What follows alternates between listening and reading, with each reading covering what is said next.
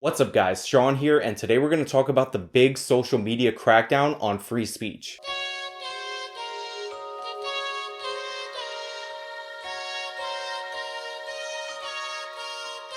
But before we get started, I have a second channel. It's called Do Monkey HQ. It's my media channel. I'm trying to get to 1,000 subscribers on that channel, so if you have the time and you're interested, follow the link in the description box below and go subscribe, help me out. Also follow me on Twitter where you can keep up to date with me when I post a new video, if you're not getting notifications and all that jazz. Other links are in the description, but no need to go over that. Now we have a lot to cover today. There has been some big developments and unprecedented developments in internet and social media censorship. I'm going to try to keep this video organized into sections, but I may jump around from point to point, from platform to platform.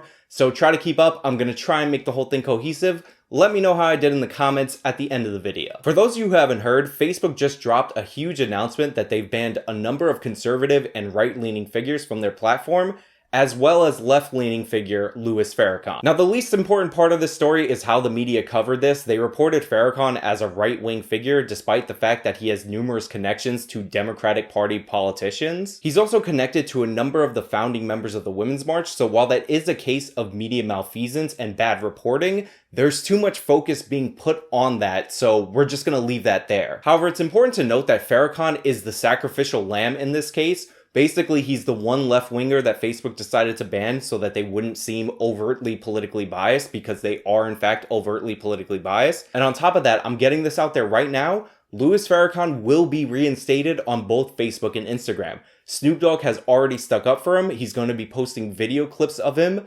Facebook and Instagram are not going to ban Snoop Dogg. So I guarantee you in a little bit of time, Louis Farrakhan will be allowed back on the platform, regardless of what happens to the other people on the platform. But now that we got that out of the way, I do want to talk about some of the other people that Facebook announced that they're going to be banning. Paul Joseph Watson is among those who were banned, despite the fact that he's done absolutely nothing to violate the terms of service of Facebook or Instagram. Now, it is possible that the reason Paul Joseph Watson was banned is because a lot of Facebook execs collect modern art and they're fans of or might be invested in modern architecture.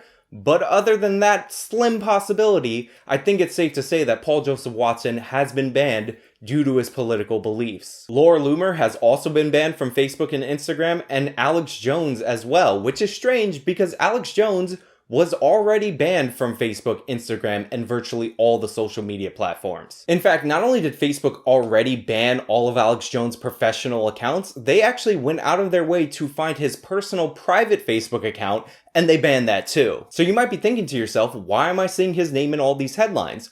Well, it turns out that wasn't nearly enough, and now Facebook has banned people from sharing InfoWars posts on their website. You can't share videos of Alex Jones. You can't share articles from his website. The only possible way that you are allowed to share anything related to Alex Jones is if you are specifically condemning that thing. So now they've not only banned him from posting on their platform, they've basically erased him, and they plan to erase anybody associated or supportive of him going forward. People who share any materials related to Jones or InfoWars will receive warnings, have their posts automatically removed, and if they continue that behavior, they will also be unpersoned by Facebook and Instagram. So just when you thought Facebook's authoritarian censorship regime wasn't going to get any worse, they managed to outperform all expectations. They've not only banned Jones, they've obliterated him from the platform. Unless, of course, you're condemning the sinner, then that's allowed. Now, if you thought that was a slap in the face to First Amendment principles, I got bad news for you. The hits are gonna keep on coming because we have Twitter news to go over. Now, a lot of people are talking about actor James Woods getting permabanned from Twitter for making a tweet that was clearly an analogy. This is funny because other actors like Kathy Griffin were specifically calling for the doxing of children on Twitter, and Vidya, the woman at Twitter that's the head of the trust and safety team, went on Joe Rogan to lie about her and cover for those tweets. But James Woods got banned for a clear and obvious analogy that was not a call to action. Now that's pretty much the long and short of it, so I'm going to move on to Sargon and Tommy Robinson being banned from Twitter, which again might sound strange to your ear because Sargon and Tommy Robinson were already banned from Twitter. But here's why this story is much different than the previous bans, because Sargon and Tommy Robinson are currently running for the EU Parliament, and Twitter still banned their campaign accounts. Now, this might sound strange to a lot of people who don't have a memory that goes back more than a few months, but as far as I remember, the purpose given for why the social media companies are instituting these crackdowns was Russian meddling in our elections. That's right, the entire justification for this censorship regime is apparently broken English Facebook ads that barely anybody read. Now, call me crazy, but it sounds a little bit strange to me that when the main issue supposedly is foreign meddling in elections, that Twitter, a company based in Silicon Valley in California, is banning candidates currently running for office in the UK. Now, it's almost as if, and you guys can stop me if you think I'm going way out there, that the justification that we're getting from these social media companies is not the actual reason behind their actions.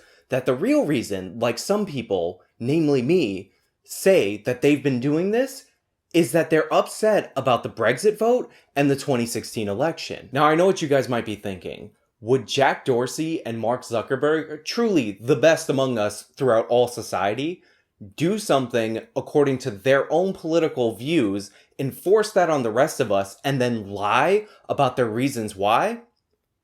Not possible. Except clearly, that's exactly what's happening. Look, this is serious. The left in this country and across the world has decided that the principles that we should build our societies upon are only useful and only apply when they win elections. And now that they've lost a few elections, they've decided that those principles don't matter. And they're so good, so morally correct, that they get to decide what you can see, what you can hear, and now what you can even say. They also get to decide whether or not you can make an income, whether you can have a bank account, all based on your political opinions. Now look, a lot of people are going to say, at least there's hope this time because President Trump has started a Twitter storm over this. But we don't need tweets, we need action. And for those of you who are like, oh, now all of a sudden the libertarian is in favor of government regulations over speech and association. No, that's not the case, and that's not what I'm talking about. I'm so sick of this ridiculous argument from unprincipled people who are pro-censorship but too cowardly to admit it. I'm not asking the federal government to police speech on Twitter. What I'm asking the federal government to do is enforce the laws currently on the books related to these social media platforms. You see, right now, according to the law, if I decided that in one of my YouTube videos I was going to say something slanderous, YouTube could not be held responsible for my slander. And the reason that is the case is because YouTube, Facebook, all these social media companies claim that they are platforms. They're like the telephone company. And they can't be expected to police what goes on their platforms. Now, there's obviously exemptions for what I'm about to say, and those exemptions are actual crimes, which, by the way, the punishment for committing actual crimes, threatening people online or inciting violence against people, is not getting your Twitter account deleted. It's going to jail. If they're actual crimes, then they should be prosecuted, not regulated by the social media companies. Now, setting those examples aside, I know some people are going to comment about those specific things anyway, but we're going to set those aside for those of us who are paying attention. Now, unlike my relationship with YouTube, where I'm responsible for what I say, but YouTube is not responsible for what I say because YouTube is a platform, if you take any journalist at any newspaper across the country and they write something libelous and then they get sued, not only is that journalist responsible, but the newspaper that published it is responsible because they are publishers and not a platform. They have editors and they're supposed to take an active role in what goes up on their sites or what goes into their papers. Now, the reason this distinction matters is that legal protection that all these social media companies have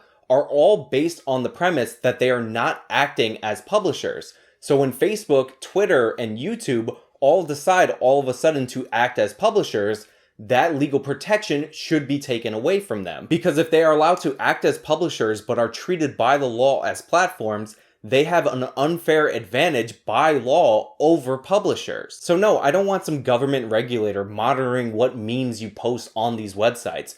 What I do want is for these companies to act as platforms if they are going to enjoy the legal protections of being considered platforms. And if these companies are committed to acting like publishers, then they should be treated by the law as publishers just like any other publisher would. Now, all of these companies need that legal status and protection as platforms to operate as businesses. So if you enforce the law, this will correct itself, because there's no possible way that any of these companies, just based on their size, can exercise editorial control over the vast quantities of content posted every hour on their website. So yes, while I unquestionably despise these companies for deciding to act as censors, my actual legal issue with them is that we are giving them legal protections in order to operate this way, despite the fact that them operating this way violates those legal protections. This is the only solution to this problem. Every day, these companies are working to shrink the Overton window of what is acceptable political opinions. They are not only banning people that they don't like, but now they're banning the people who enjoy and want to share the content of the people that they don't like. They're also banning candidates for office that they don't like. And the CEO of YouTube is ready to announce new restrictions on response videos. So they're going to censor people reacting and responding